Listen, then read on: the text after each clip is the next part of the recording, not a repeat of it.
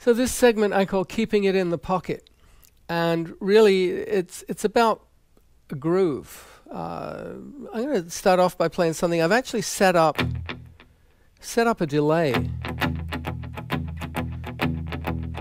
on the with my pedal, so that I've got, even though it doesn't sound like it when I just pick the note, that when I start playing the groove, it's 1 2 3 1 2 3 1 2 3 1. It's like setting up a triplet feel.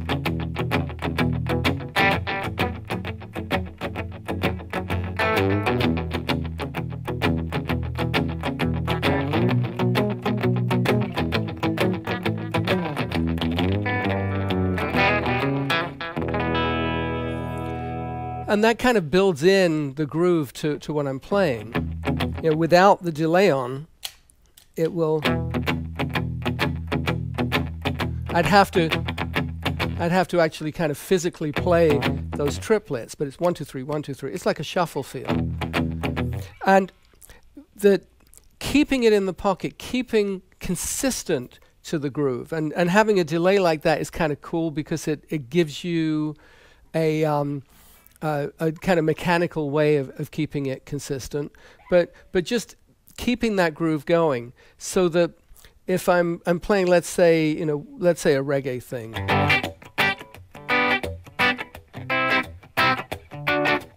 Now let's smooth out the sound a bit.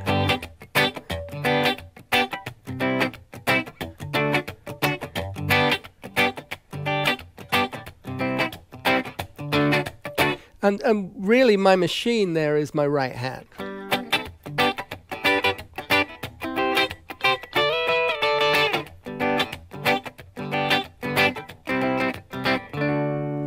Or let's say I've got a jazz feel going on, and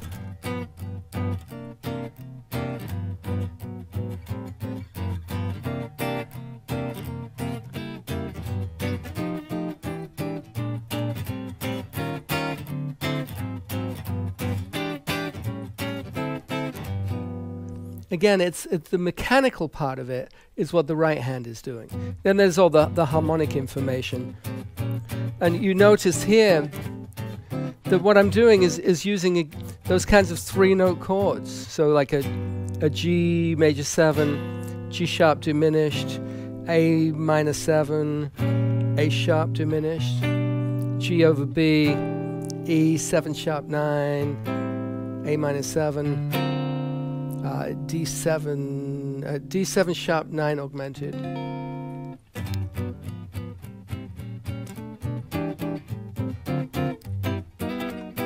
But it's all coming from, the engine is coming from the right hand.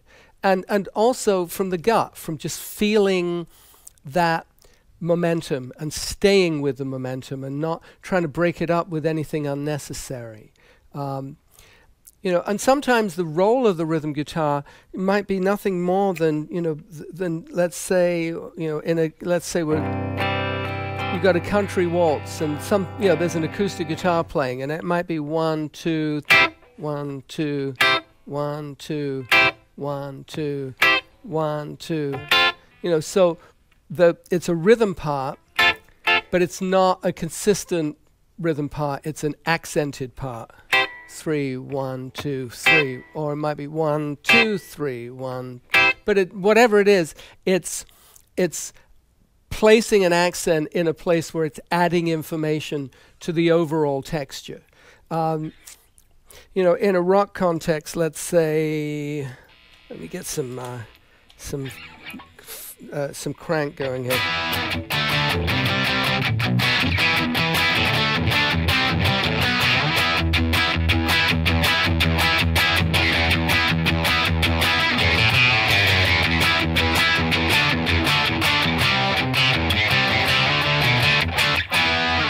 And in rock in particular, you get what I call rhythm riffs, which is where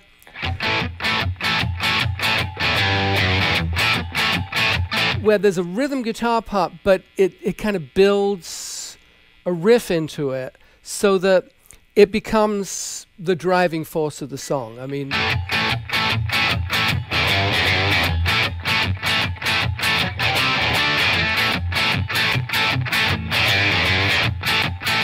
And you see I'm using the right hand mutes, the left hand choke, and throwing in some single lines too, single notes, just to create part of the texture, because otherwise, I mean, I could do that in octave, but it gets a little thick if I put a chord in there.